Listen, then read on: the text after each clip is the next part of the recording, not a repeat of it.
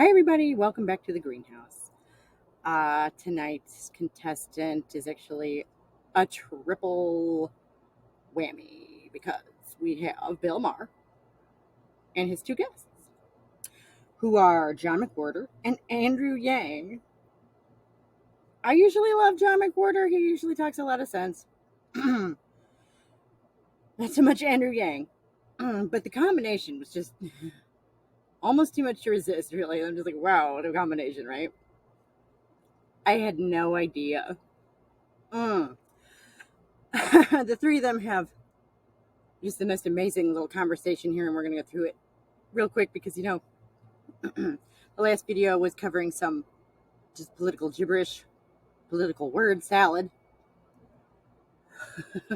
Well, this is just another level even than that. So, like the video if you enjoy this kind of stuff, and subscribe to let the algorithm know that, and we're going to dive right in. Segue now that we've established the woke topic to talk about what has been going on this week that everybody is talking about.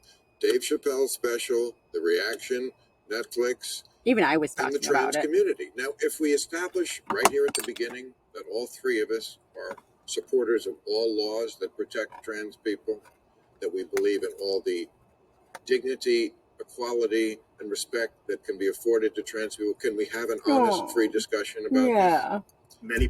They deserve human dignity because they're human. Why in the world should we have to establish that? People don't think so. Right. Many people, that's what bothers me to begin with. That there is, this is what I call the one true opinion. Very apropos of your religion theme, John. Mm-hmm. There is the one true opinion, and there isn't. There isn't just one true opinion. I'm a free speech guy.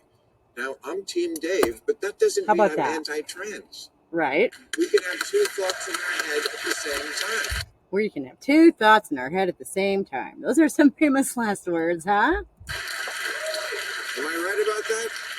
Yes. But there's only one truth. There's a certain kind of person who, and the book that I wrote, I have to mention it explicitly once. It's called Woke Racism. The book that I... Didn't I mention it? Yes, sure. I have to say it too. Okay, for good. My public. It's fantastic. Right. Thank you very much. But what a certain kind of person thinks is that what we must hold front and center is battling or striking battle poses against power differentials. And that must center everything that we do intellectually, artistically, morally. That is the main thing. There might be some other things. You can barbecue now and then. But that is the center. So not if you're veganism. Not doing that, you're not just somebody who's annoying. You're a moral pervert, and you must be defenestrated and chased out of the public square. They don't put it in those words. Right. But unfortunately, that's what they mean. That's what we're up against. And so... That's the authoritarian cancel culture again, right? So that's why there's some people who think that there's one truth. They think they have found the final solution. They think they are Kant. They aren't. Kant, the philosopher. Yeah, I dropped some philosophy. Want to confuse anybody out? Confused about what, Bill? There and get us in bigger trouble than we always are. Immanuel Kant, K-A-N-T, the philosopher. Yes. And As he was a opposed bitch, to- that guy. Let me tell you. He was a bitch. Ah!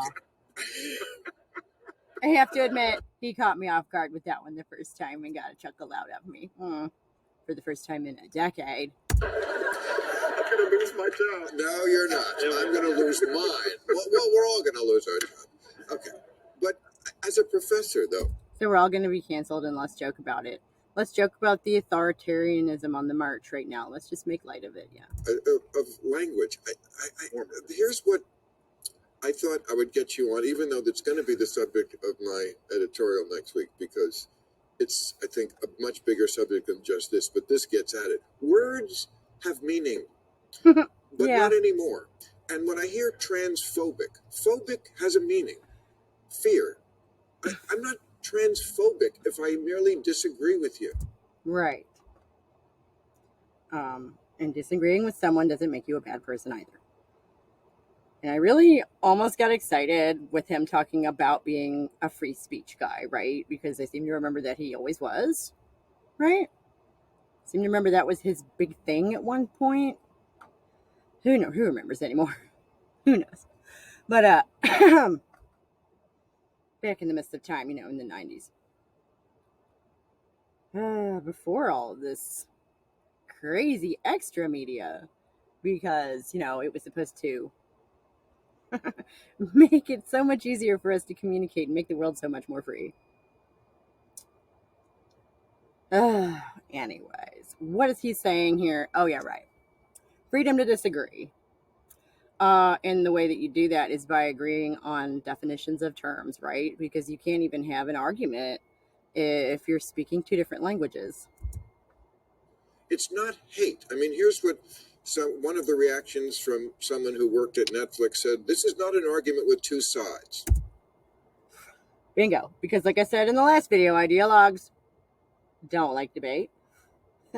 Because ideologies are formless and infinite. You can't debate the infinite.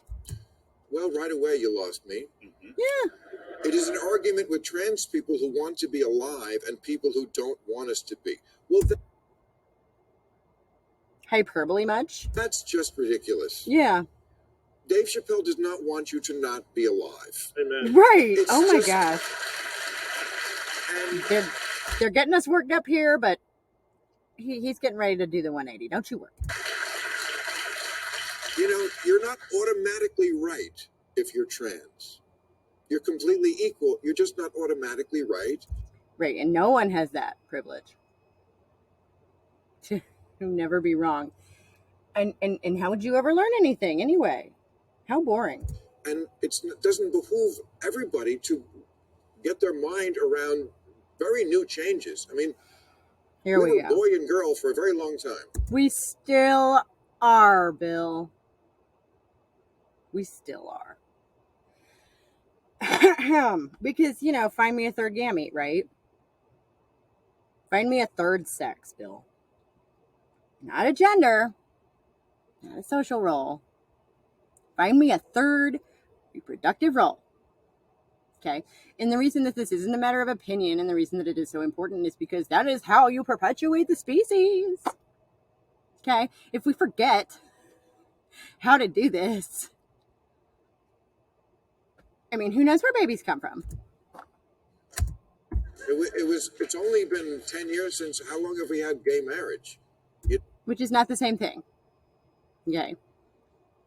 Being homosexual is not having a mythical essence inside you that is somehow the opposite sex.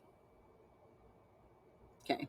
Being attracted to the same sex, people who exist in the real world, is not the same as having an entire internal identity that demands constant external validation, or it, begins to crumble and you just can't take it.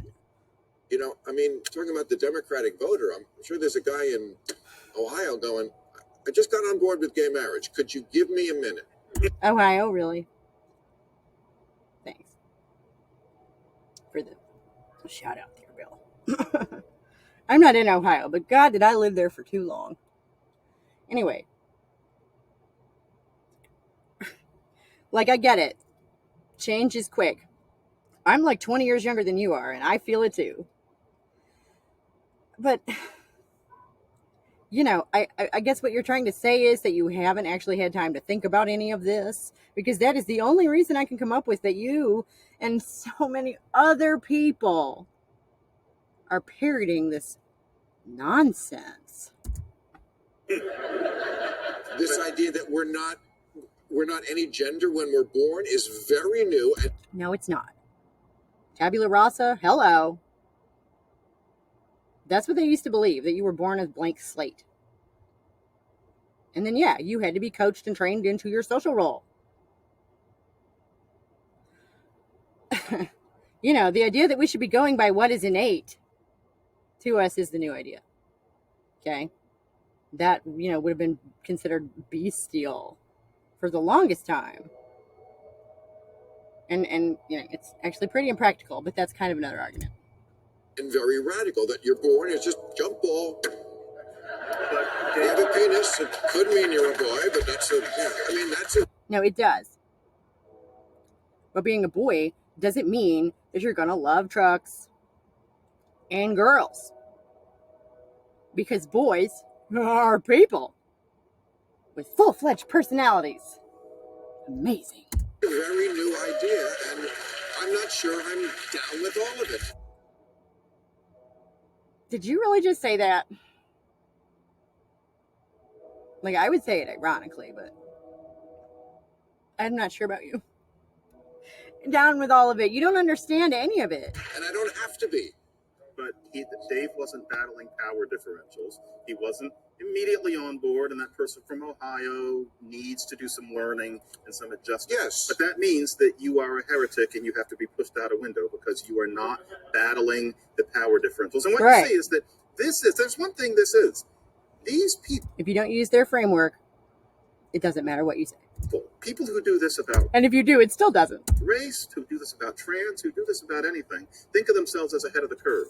They think of themselves as indicating some sort of higher wisdom. Right. Ideologues think they have the truth. The formless, limitless, endless truth. Right? Really, it's a very simple way of looking at things. People like this, no matter what they're arguing on the basis of, are telling us the way you would have thought of it when you were 5 years old is the proper way to think of it. Okay, and this is where I had to take it back a couple of times the first time through and be like, wait a minute, which people is he talking about here? Because, the ideologues who would stifle speech have a simplistic worldview. It's black and white. You're with us or against us. That false dichotomy. The switch flip, you're good or you're bad. Right? But it kind of starts to sound like he's talking about people who don't subscribe to the gender ideology that they were just complaining about. So let's see where we go. That doesn't work. Never will. Bill. Okay. And as far as complexity being equated to maturity, what was the word he used? Proper way to think of it. That doesn't would have thought. People like this, no matter what they're arguing on the basis of, are telling us the way you would have thought of it. Okay, whatever.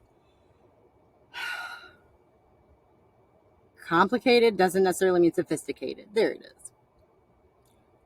Because sometimes sophisticated is elegant. Sometimes sophisticated is efficient. Okay. Sometimes it's streamlined. Right? Sometimes complicated means messy. Sometimes complicated means I don't even know what I'm doing, man. It's complicated. The more moving parts something has, it has a tendency to make you go, ooh, wow, look at that. But then what? You're not thinking critically still. Come on, John. When you were 5 years old is the proper way to think of it. Yeah, because boy and girl, some things are elemental. That doesn't work. Never will. Bill, you're supposed to be smart. You've been a comedian. Being a comedian seems like a really, really tough job. I think we can agree that comedians' primary role is to entertain, and it's sometimes to make us think. No. What planet is Andrew Yang living on? I would love to know so that I can avoid it. It sounds boring and shallow. And that's like not, okay, I was talking about Jon Stewart with Kyle and Crystal the other day. And, Kyle said something similar, didn't he, about how Jon Stewart always put comedy first. No, he didn't. Comedy is the spoonful of sugar that helps the medicine go down. Okay. Like the court jester tradition who, speaks truth to power because he's only saying it in jest. Right? And then there's also that saying, it's funny because it's true.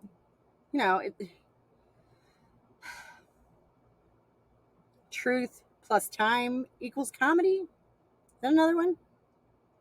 Like they're at least equal components. Because otherwise, what the hell are we laughing at? But no one thinks it's a comedian's role to tell us how to think or what to think. Yeah, sometimes it really absolutely is because they're the only ones who can get away with it.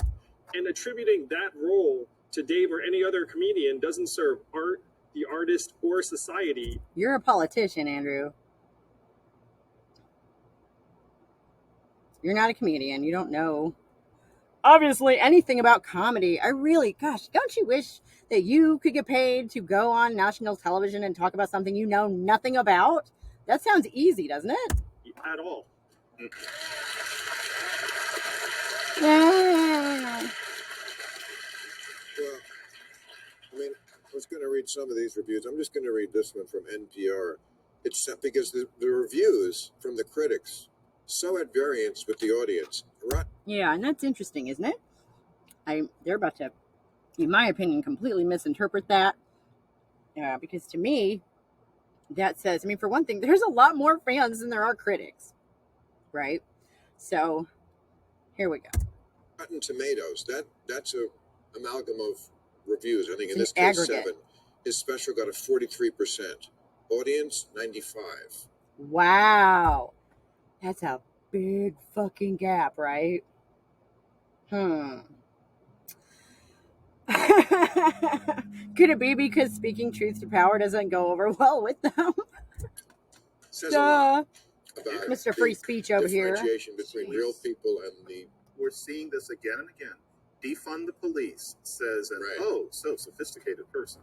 And a person living in a dangerous neighborhood doesn't want it. And there are more of them than there are of the people, wearing T-shirts saying defund the police. Or Latinx. I don't have any problem with Latinx, but it You're a black man, you gotta say. doesn't seem to be making any inroads into the communities where. And like, I can tell you, I think why that is. Because I actually went to the trouble of finding some and hearing what they said about these kind of things. I mean, it's not like I went out on an expedition. There are plenty in this country, Latinos around, being people and living their lives and stuff. You can meet them at the store. You can meet them on the street, at the gas station, in your neighborhood, stuff like that. My daughter has a couple of different friends. She's going to 2 quinceañeras this month. So yeah, their language is gendered. Spanish has masculine and feminine. It doesn't have a neutral option. And they don't particularly want white people or, those who represent the historically white establishment telling them what the hell to call themselves. Where most Latinx people live. And so you have this sort of because they speak Spanish there. Dialect way of thinking. And that's the case here, where all of these people, I think, to get back to this simplicity idea, they see that Dave Chappelle is a comedian. There are layers of wit and irony and attitude going on. Okay, so the people who aren't offended by him don't take him seriously. That's kind of insulting. And instead, we're told to just read it as if it was the 3 Bears, and we're being told that that's sophisticated, when really that means that these people who are, so annoyed that anybody says some words or expresses some ideas are saying that most of America aren't sophisticated. And yet, last time I checked, they were arguing on the basis of disempowered people. Or that there's a connection that because you don't. Okay, like the majority could be disempowered. Am I misunderstanding him, or is that not something he seems to be considering? I don't agree with what he said, which again, I don't think is transphobic. A lot of the special is about how he has this friendship with a trans person who is his opening act. Right. But that it's going to lead to violence. Now, there has been an uptick in. You know what leads to violence? Assholes being violent. Okay. Like, I'm not going to say there's no such thing as dangerous rhetoric, okay? In my opinion, Donald Trump had quite a bit of that. More than his fair share, even. Saying things that sounded encouraging to people who came right out and said that they think that white people should be running things, and gosh, what was the other thing? White supremacists, white nationalists, Oh yeah, and they were actually threatening violence and kill somebody. So, yeah, maybe you shouldn't be encouraging that. That might be considered dangerous. But Dave Chappelle shooting some barbs, which is literally his job, that's going to make some. Really? I mean, we're back to blaming violent video games for school shootings? I thought we went over this.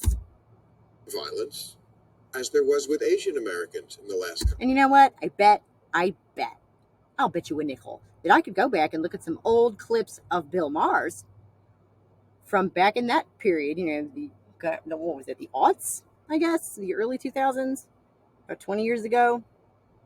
And he would have been on the side of, oh my gosh, they're blaming video games? People have freedoms. Da-da-da-da-da. I can almost hear it. Of course, we condemn this. Of course, we should do everything we can to stop it. But I don't think... I'm sorry, stop what? As there was with Asian Americans in the last couple of years. Of course, we condemn this. Of course, we should do everything we can to stop it. But I don't think Dave Chappelle's special has anything to do with it. And I like how you started the whole segment talking about how words don't mean anything and you're not going to touch on words being violence. Because what do you mean when you say violence? No. Now let me read the NPR. NPR said, it sounds like Chappelle is using white privilege to excuse his homophobia and transphobia. Wait, now Dave Chappelle can have white privilege? No, he can't. Not only is that not a thing, someone wrote that. And then hopefully someone else proofread it. And then maybe a third person published it. I mean, we still have some kind of editorial standards at NPR, right? Dave Chappelle doesn't have white anything except maybe the whites of his eyes, right? That's so stupid. NPR. I'm really confused now. He's been confused for a while. But I'm not, oh gosh, just off the hook. Just so much nonsense there. Okay, so that clip of Bill Maher's really isn't that long. They usually aren't. But, wild stuff. They kind of touch on authoritarianism, but they don't call it that. I know those guys know that word. What, I mean, is it me, or are they all kind of dancing around something? It feels like they're all kind of dancing around something. Oh, these people. What people? Which ones? The people trying to insist that biological sex is a thing. That quality that has allowed the perpetuation of ours and many other species for millennia. We're the ones who are trying to oversimplify things. I don't think so. Because that's what they were saying, right? They were equating that with thinking Dave Chappelle's funny, I guess. Ugh. Truly, truly fun stuff. And I a lot of missed opportunities in that conversation, and I think that it's just really, the silence is deafening from those guys. Except for Andrew Yang, who said a mouthful of garbage. That guy should be a comedian because he's pretty funny. In a sad sort of way. Anyway, I just wanted to go over that with y'all real quick because so much madness in the world right now. And the mainstream sources are just really, really starting to spew exactly my flavor. So I'm going to go and find some more stuff to pick apart with you guys, and I will see y'all later. Have a good one. Bye.